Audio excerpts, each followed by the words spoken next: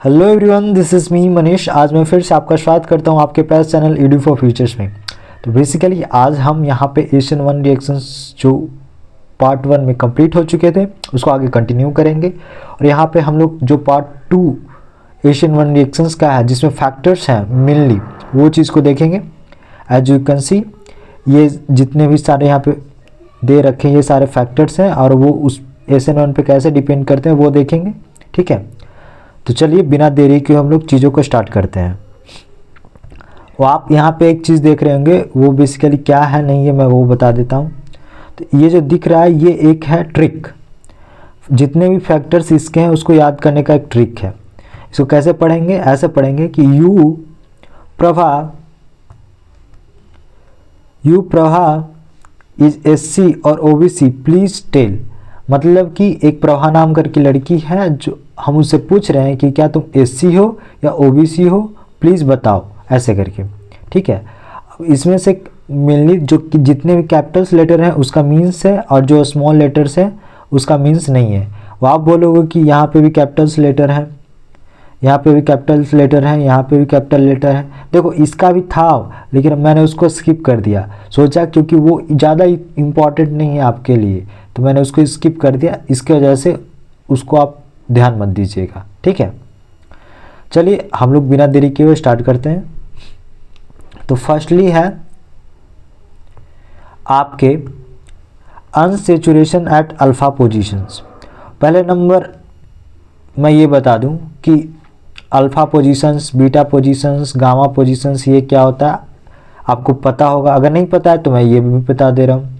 Like देखो, एक carbon है, दो कार्बन है, तीन कार्बन है, चार कार्बन है और एक पे कोई फंक्शनल ग्रुप अटैच्ड है। लाइक फंक्शनल ग्रुप कौन सा, मतलब कि आप पढ़ रहे हो कौन सा, हेलोएल्किन्स। तो इसमें हेलोएल्किन्स एक फंक्शनल ग्रुप कौन सा हो गया, एक्स हो गया, मतलब कि एक हेलोजन हो गया, वो फंक्शनल ग्रुप हो गया।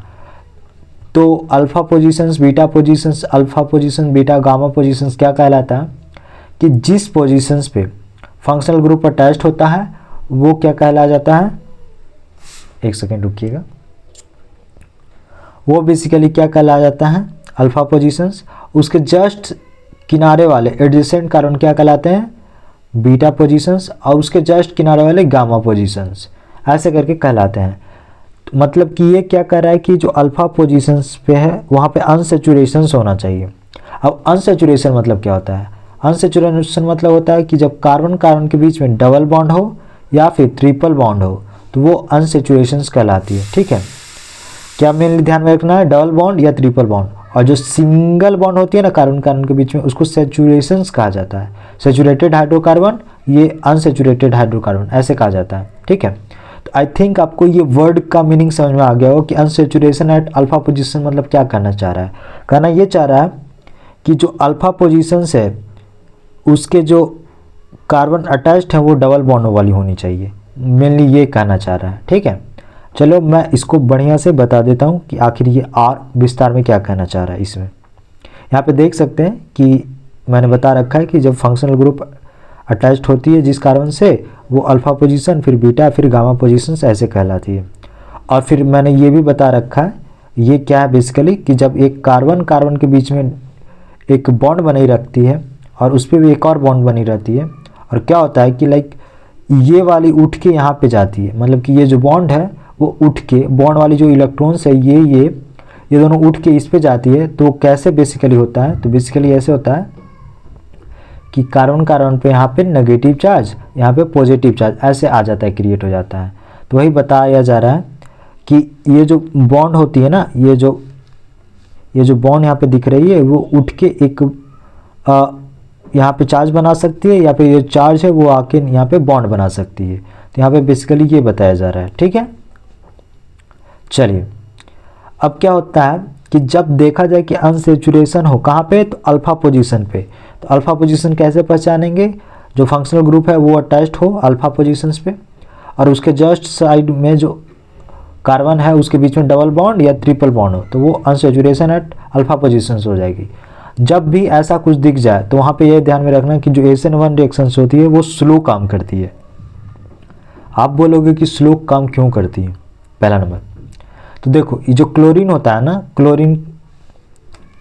क्लोरीन के पास आपको मालूम है कि 1 2 3 4 5 6 7 इलेक्ट्रॉन होते हैं आउटर मोस्ट शेल में, ठीक है। क्योंकि इसका आपको पता है नहीं पता मुझे नहीं मालूम, बट जो हैलोजन वाले ग्रुप होते हैं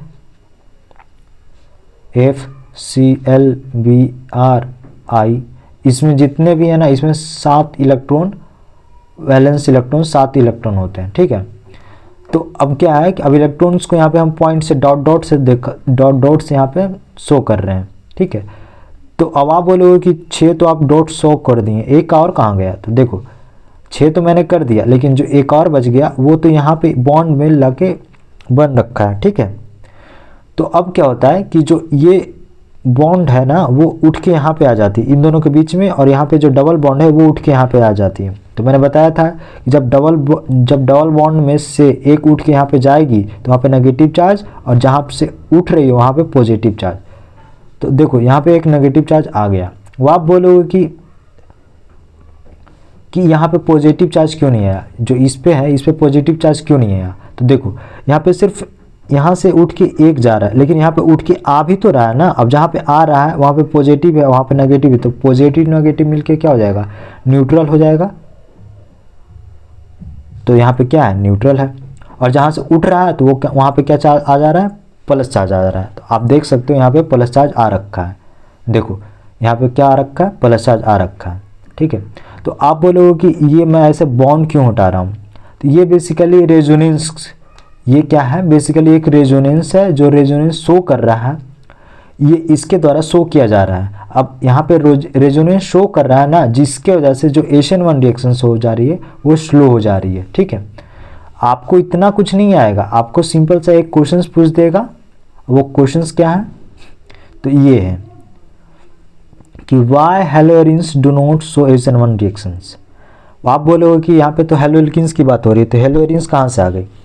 थोड़ा सा NCERT के पेज है ना, उसको नीचे पढ़ोगे, मेथड ऑफ प्रिपरेशंस में वहाँ पे लिख रखा है कि SN1 रिएक्शंस, जो SN1 रिएक्शंस है ना उसमें जो हेलोरिन्स है वो शो नहीं करता है, ये वहाँ पे दे रखा है, ठीक है। तो अब हम इसको पढ़ते हैं, क्या रीज़न है भाई?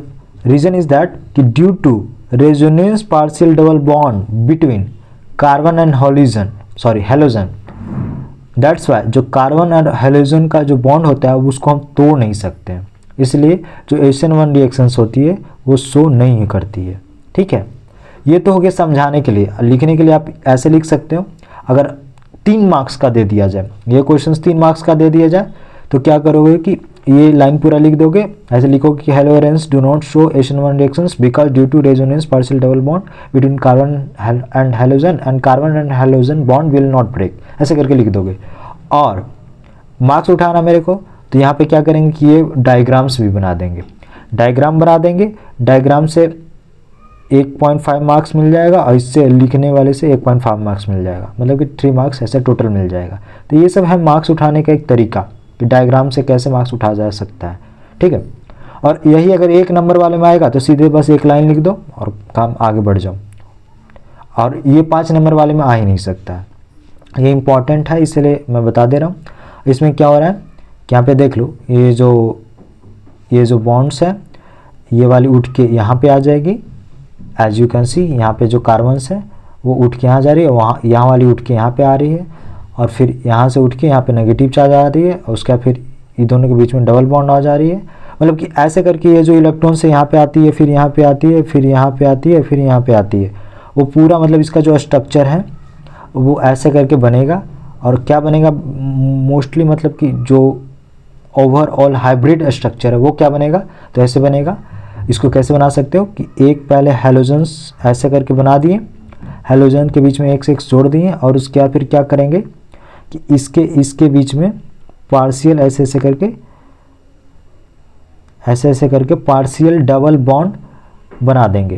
तो ये जो बेसिकली जो स्ट्रक्चर बन जा रहा है वो क्या शो कर रहा है कि उसके पास रेजोनेंस का पार्शियल डबल बॉन्ड है, ठीक है। तो आप ऐसे करके इसको बना सकते हैं। चलिए नेक्स्ट थिंग्स है, यू प्रभा से तो अनसेचुरेशन एट अल्फा पोजीशंस हो गया।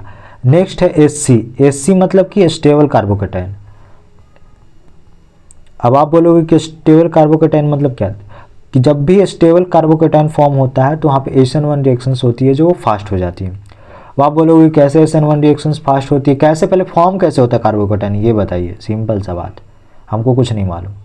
तो देखो ऐसे फॉर्म होता है, मैंने बताया था अभी जस्ट थोड़ा देर पहले बताया था, फिर से बता रहा हूँ क्योंकि ये इंपॉर्टेंट है कि जब भी ये उठ के इधर आएगी तो यहाँ पे नेगेटिव चार्ज, यहाँ पे पॉजिटिव चार्ज आ जाएगा, मतलब कि कार्बन के पास पॉजिटिव चार्ज, कार्बन के पास नेगेटिव चार्ज। अगर डबल बॉन्ड रहेगी तो यहाँ पे एक और बॉन्ड लगा दिया जाएगा ऐसे करके, ठीक है। तो मतलब इसका मतलब ये कह रहा है कि जो ये इलेक्ट्रॉन से ये इलेक्ट्रॉन से ये दोनों उठ के यहाँ पे आ जा रही है, ठीक है। तो अब क्या हो रहा है कि ये एक हैलोजेंस हम ले लिए, हैलोजेंस में क्या हो रहा है कि एक एक्स जुड़ रखा है। अब क्या होता है कि सॉरी ये हैलोजेंस नहीं है, ये हेलो एल्किन्स है, और हेलो एल्किन्स में हम क्या कर रहे हैं कि एक हैलोजन ले रखे हैं ये। अब हम इसका क्या कर रहे हैं कि इसका कार्बोकेटाइन फॉर्म कर रहे हैं। अब कार्बोकेटाइन कैसे फॉर्म करते हैं तो देखिए, जो एक इलेक्ट्रॉन इसका एक इलेक्ट्रॉन इसका है, जो दोनों इलेक्ट्रॉन है ना, दोनों इलेक्ट्रॉन लेके हम भाग जाते हैं। तो अब हम जैसे ही बताए थे कि जैसे ही इलेक्ट्रॉन्स लेके भागेंगे, जहाँ से भागेंगे वहाँ पे पॉजिटिव चार्ज, और जहाँ भाग रहा है उस पर नेगेटिव चार्ज, ऐसे आ जाता है, मैंने बताया था। तो मतलब क्या होगा कि x माइनस आ जाएगा, ये जो इलेक्ट्रॉन्स है ये ऐसे उठ के आ रहा है तो ये x माइनस चला जाएगा और यहाँ पे कार्बन पे पॉजिटिव चार्ज आ जाएगा, ठीक है। तो कैसे फॉर्म करेगा तो ऐसे करके फॉर्म करेगा कि कार्बन पे यहाँ पे पॉजिटिव चार्ज आ जाएगा। अब मैंने आपको फर्स्ट लेक्चर में बताया था कि कौन सा कार्बन टर्शियरी है, प्राइमरी है, सेकेंडरी, ऐसे पहचानने का नियम। तो मैं एक बार फिर से बता दे रहा हूँ, मुझे पता है कि आप भूल गए होंगे कि जब भी कोई कार्बन के पास प्लस चार्ज हो और वो 3 कार्बन से जुड़ रखा हो तो वहाँ पे टर्शियरी होगा। अगर 2 कार्बन से जुड़ रखा हो, सिर्फ ये से जुड़ रखा होगा और यहाँ पे हाइड्रोजन होगा तो वो सेकेंडरी हो जाता। और वही अगर क्या हो कि यहाँ पे हाइड्रोजन हो, यहाँ पे भी हाइड्रोजन हो, और वो सिर्फ एक कार्बन से जुड़ रखा हो तो वो क्या होता, कहलाता प्राइमरी कार्बोकेटाइन कहलाता, ठीक है। तो आई थिंक आपको रिवाइज हो गया होगा कि प्राइमरी कार्बोकेटाइंस क्या है एंड सेकेंडरी कार्बोकेटाइंस क्या है, ठीक है। अब इसमें एक चीज़ है जो इम्पॉर्टेंट है, यहाँ पे कार्बोकेटाइन कैसे फॉर्म करा नहीं करा मैंने आपको बता दिया, और प्राइमरी सेकेंडरी टर्शियरी क्या कार्बोकेटाइन होती है ये भी बता दिया, ठीक है। अब क्या होता है कि अब हमको एग्जामिनर्स क्या करता है कि ऑर्डर से पूछ लेता है। पहला नंबर आपको पहचानना आना चाहिए कि कौन सा टर्शियरी कार्बोकेटाइन है, कौन सा प्राइमरी है, कौन सा सेकेंडरी है, कौन सा नहीं है, ऐसे करके, ठीक है। और उसके बाद फिर ये भी पहचानने आना चाहिए कि कौन सा टर्शियरी अल्काइल हैलाइड है, कौन सा सेकेंडरी अल्काइल हैलाइड है, कौन सा प्राइमरी अल्काइल हैलाइड है, और कौन सा मिथाइल हैलाइड है। मिथाइल हैलाइड तो बेसिकली कुछ नहीं है, वो तो सिंपल सा ऐसे होना चाहिए, CH3X होना चाहिए। और प्राइमरी अल्काइल हैलाइड क्या होता है, लाइक यहाँ पे एग्जाम्पल्स है ना, देख लो, ये जो कार्बन्स है वो सिर्फ ये वाली कार्बन से जुड़ रखे हैं, यहाँ पे हाइड्रोजन्स है मतलब कि ये प्राइमरी हो गया, और यहाँ पे जो कार्बन्स है वो एक कार्बन इधर और एक कार्बन इधर, मतलब कि 2 कार्बन से जुड़ रखी है। और यहाँ पे जो है देख सकते हो एक इधर एक इधर एक इधर, मतलब कि 3 कार्बन से जुड़ रखी है, मतलब कि ये टर्शियरी अल्काइल हैलाइड, ये सेकेंडरी अल्काइल हैलाइड एंड ये प्राइमरी अल्काइल हैलाइड, और ये CH3X मिथाइल अल्काइल हैलाइड, ठीक है। तो ये ऐसे चीज़ें होती हैं। अब चलते हैं कि इसमें प्रियोरिटी ऑर्डर कैसे हम लोग पहचानते हैं। जैसे जैसे इधर हम लोग बढ़ते हैं, मतलब कि जितना भी अल्काइल हैलाइड टर्शियरी हो, मतलब कि टर्शियरी की तरफ बढ़ते हैं, जैसे कार्बोकेटाइन की स्टेबिलिटी इंक्रीज होती है तो उस तरफ SN1 जो रिएक्शन शो करने की पॉसिबिलिटी जो होती है, जो टेंडेंसी होती है, वो भी इंक्रीज होती है। मैंने बताया था कि टर्शियरी वाला जो कार्बोकेटाइन होती है वो सबसे ज़्यादा स्टेबल, फिर सेकेंडरी वाला, फिर प्राइमरी वाला, ऐसे करके स्टेबिलिटी इंक्रीज करती है। तो वही बता रहा हूँ कि जिसके जितना ज़्यादा कार्बोकेटाइन स्टेबल होगा उसका उतना ज़्यादा टेंडेंसी SN1 रिएक्शन दिखाने की ज़्यादा होगी, ठीक है। तो चलिए अब हम लोग एक क्वेश्चन से समझते हैं कि बेसिकली कैसे चीज़ें काम करती हैं। तो ये क्वेश्चन है, अब आपको ऐसे ही क्वेश्चन दे रखा होगा, ये मैं बहुत हार्ड वाला क्वेश्चन ले लिया हूँ कि ताकि आपको समझा सकूँ, जो ईजी है वो अपने आप बन जाए, ठीक है। अब आप बोलोगे कि हार्ड वाला मतलब क्या बनेगा, नहीं बनेगा, बन जाएगा, ये भी ईजी है। अब मैंने आपको बताया था कि कार्बोकेटाइन कैसे फॉर्म करते हैं, तो इसको हटा दो और यहाँ पे प्लस चार्ज लगा दो, मतलब कि यहाँ पे एक कार्बन छुपा होगा उस पर प्लस चार्ज लगा दो, यहाँ पे भी प्लस चार्ज लगा दो और यहाँ पे भी प्लस चार्ज लगा दो, और इसको हटा दो, मतलब कि ये पूरा हट गया है। तो अब हम ध्यान रख रहे हैं कि ये प्राइमरी कार्बोकैटायन है, ये सेकेंडरी कार्बोकैटायन है, ये टर्सरी कार्बोकैटायन है। तो स्टेबिलिटी कैसे बढ़ती है, टर्सरी का सबसे ज़्यादा, फिर सेकेंडरी का, फिर प्राइमरी का। मतलब कि इधर से इधर जाने पे जो कार्बोकैटायन की स्टेबिलिटी थी वो इंक्रीज कर रही है। मतलब कि SN1 रिएक्शन की स्टेबिलिटी भी साथ साथ में इंक्रीज कर रही है। तो हम ये जो इतना चीज़ हम लोग पढ़े अभी यहाँ पे, हम इसे क्या निष्कर्ष निकाल सकते हैं, निष्कर्ष ये निकाल सकते हैं कि जो stability of carbocations is directly proportional to SN1 reaction tendency. ठीक है, तो हम इससे यही निष्कर्ष निकालें। आप अपने NCERT बुक्स में या फिर कहीं भी नोट्स में ऐसे इसको लिख सकते हैं कि जिसका जितना ज़्यादा स्टेबिलिटी कार्बोकैटायन होगा उसका SN1 रिएक्शन शो करने की टेंडेंसी ज़्यादा होती है। ये बढ़ेगी तो ये भी बढ़ेगी, ये घटेगी तो ये भी घटेगी। समझ गए, यही चीज़ें हैं एंड कुछ नहीं और है। चलिए, तो आई होप आपको चीज़ें समझ में आ गई होगी। अब हम लोग देखते हैं पोलर प्रोटिक सॉल्वेंट क्या होता है। देखो, अगर इसका देखा जाए तो इसका जो डिफिनेशंस है वो बहुत बड़े लेवल पे है। मैं उतना आपको नहीं बताने वाला, मैं ये इतना बताने वाला हूँ कि आपसे काम हो जाए आराम से, सिंपल। ठीक है, तो मतलब ये आखिर है क्या। तो देखो, पोलर प्रोटिक सॉल्वेंट कहलाता है कि जो H+ आयन देता है। मतलब कि जब हम कोई भी रिएक्शंस कर रहे हैं उसमें अगर H+ आयन दे रहा है तो वो पोलर प्रोटिक सॉल्वेंट कहला जाता है। और इसको हम पहचानने का सबसे आसान तरीका हम क्या बनाते हैं कि हम नहीं, मतलब कि हर कोई इसको ऐसे पहचान सकता है कि जो हाइड्रोजन्स है वो या तो अटैच्ड होना चाहिए F के साथ, या तो अटैच्ड होना चाहिए NO के साथ, या तो अटैच्ड होना चाहिए N के साथ। अगर ये तीनों में से कोई एक पे अटैच्ड है तो वहाँ पे पोलर प्रोटिक सॉल्वेंट कहलाएगा, और अटैच्ड नहीं है तो वहाँ पे पोलर एप्रोटिक सॉल्वेंट कहलाता है। ठीक है, पोलर एप्रोटिक सॉल्वेंट मैं इसको बाद में बताऊंगा। पोलर प्रोटिक सॉल्वेंट है, जो चीज़ें हैं वो मैं आपको अभी बता दिया। इसको हम कैसे पहचान सकते हैं कि जो हाइड्रोजन होनी चाहिए वो अटैच होनी चाहिए high electronegative atom. High electronegative atom कौन कौन सा होता है, FON। ठीक है, फोन, हम तो ऐसे करते हैं कि H अटैच्ड है फोन के साथ, सिंपल सा। ठीक है, अब आप बोलोगे कि इसमें SN1 रिएक्शन फास्ट क्यों होती है, अगर डेप्थ में जाना चाहोगे तो इसमें ये होता है ना, क्योंकि ये जो आपके डिसोसिएशन ऑफ RX बॉन्ड होती है ना, उसको हेल्प करती है। आप बोलोगे कि कैसे, तो देखो, जैसे ये RX हो गया तो इस पे नेगेटिव चार्ज हो जाता है, इस पे पॉजिटिव चार्ज आ जाता है।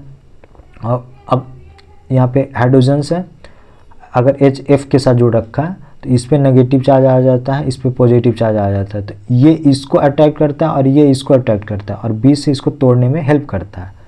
तो जिसकी वजह से इसका जो SN1 रिएक्शंस होता है वो फास्ट होता है। तो आई थिंक आपको चीज़ें समझ में आ गई होगी। चलो, अब एक चीज़ और समझाते हैं जिस पर चीज़ें डिपेंड करती है।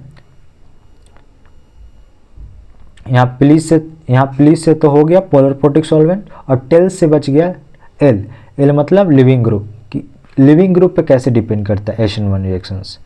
तो SN1 रिएक्शंस लिविंग ग्रुप पे इस वे में डिपेंड करता है, वो देखते हैं। अब आप बोलोगे पहले ये बताइए कि हमको लिविंग ग्रुप होता क्या है, हमको कुछ समझ में नहीं आता। लिविंग ग्रुप मतलब ये होता है कि जो छोड़ के जाने वाला हो। ठीक है, और कमिंग ग्रुप कौन होता है, जो आ रहा हो। तो यहाँ पे देख के क्या समझ में आ रहा है कि जो X है वो छोड़ के चली जा रही है, ऐसे भी X छोड़ के चली ही जाती है। तो X छोड़ के चली गई, और जो न्यू वाली आई वो आके अटैच्ड हो गई, तो वो क्या एक प्रोडक्ट फॉर्म कर ली। तो इसको आप ऐसा चीज़ें समझ सकते हैं। ठीक है, अब इसमें क्या होता है, नहीं होता है, वो देखते हैं। बेटर लिविंग ग्रुप जो होता है वो उसमें SN1 रिएक्शंस होती है वो फास्ट होती है, फास्ट शो करती है। कौन, जिसका बेटर लिविंग ग्रुप होता है। अब बेटर लिविंग ग्रुप कैसे होता है, नहीं होता, वो देखते हैं। पहले हम एक एसिड ले लिए, लाइक HX, X में कुछ भी होना चाहिए, FClBrI कुछ भी होना चाहिए अगर, और उसमें एसिड से हम क्या करते हैं, बेस बनाते हैं।